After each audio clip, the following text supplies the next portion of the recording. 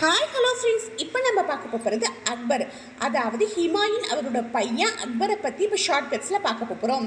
1556 to 1605 கிட்டத்தட்ட 49 வருஷம் இந்த அக்பர் வாழ்ந்திருக்காரு. சரிங்களா? ஃபர்ஸ்ட் அவர் ஆட்சிக்கு வந்தோன்னே பெண் ஆட்சியாளர்கள் மீது படையெடுத்தார். ஏன்னு பார்த்தா கருத்து வேறுபாடுமின்மை காரணமாக பெண் ஆட்சியாளர்கள் மேலே படையெடுத்தார். அது 2 ராணிகள் மேலே படையெடுத்தார். 2 ராணிகள் யார் யாருன்னு பார்த்தா ராணி துர்காவதி, இவங்க ஒரு ஹிந்து. சரியா? அவருக்கும் அக்பருக்கும் நடந்த போரில் அக்பர் தான் வெற்றி பெற்று மத்திய இந்தியாவை ஜெயிச்சார். சரியா? அடுத்து ராணி சந்தி பீவி, அதாவது இவங்க ஒரு முஸ்லீம். இவங்களுக்கும் அக்பருக்கும் இடையில ஒரு போர் நடந்துச்சு. இந்த ராணி சந்தி பீவி யாருன்னு பார்த்தா அகமத் நகர் அரசனோட ஆளுநர் தான் ராணி சந்தி பீவி. சரிங்களா? அப்போ 2 பேரும் முஸ்லீம்ங்கிறதுனால ஓரளவுக்கு அமைதியாக உடன்படிக்கை நடந்து அது வெற்றியா தோல்வியான்னு தெரியாமல் முடிஞ்சிருச்சு. சரிங்களா?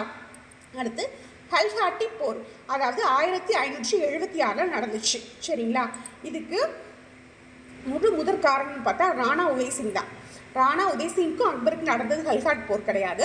ஆனால் ராணா உதய்சிங் தான் காரணம். ஏன் அப்படின்னு பார்த்தா ராணா பிரதாப்போட அப்பா தான் ராணா உதய்சிங். ராணா பிரதாப்புக்கும் அக்பருக்கும் ஹல்ஹாட் அப்படிங்கிற ஒரு இடத்துல நடந்ததுனால தான் அது ஹல்ஹாட் போர்னு சொல்லுவாங்க. அது 1576 நடந்துச்சு.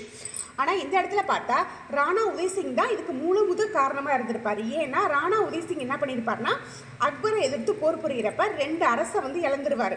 2 ஊரை இழந்துருவார். எந்தெந்த ஊர்னு பார்த்தா சித்தூர், ராம்தாம்பூருங்கிறத 1568லையும் 1569லையும் இழந்துருவார்.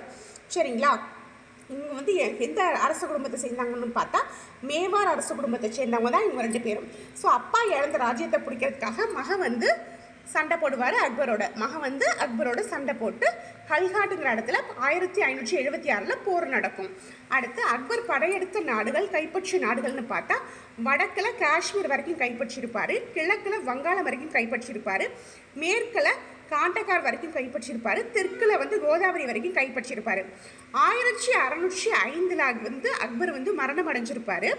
அக்பர் உடல் நல்லடக்கம் செய்யப்பட்ட இடம் சிக்கரந்தா. சரியா? சிக்கந்தாரா.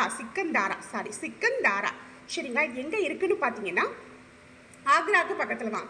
மேக்ஸிமம் என்ன சொல்லியிருக்கேன், தாஜ்மஹால் ரிலேட்டடாக தானே வரும் முஸ்லீம்ஸ்னாலே. தாஜ்மஹால்னா யார் சொல்லியிருக்கேன்? நம்ம ஷாஜஹான் தான். சரியா? அப்போ அவரும் ஆக்ராவில் தான் இறந்தார். அவரும் ஆக்ரா தான். இவரும் ஆக்ராவுக்கு பக்கத்தில் இருந்து சிக்கந்தாராவில் தான் இறந்துருக்காரு.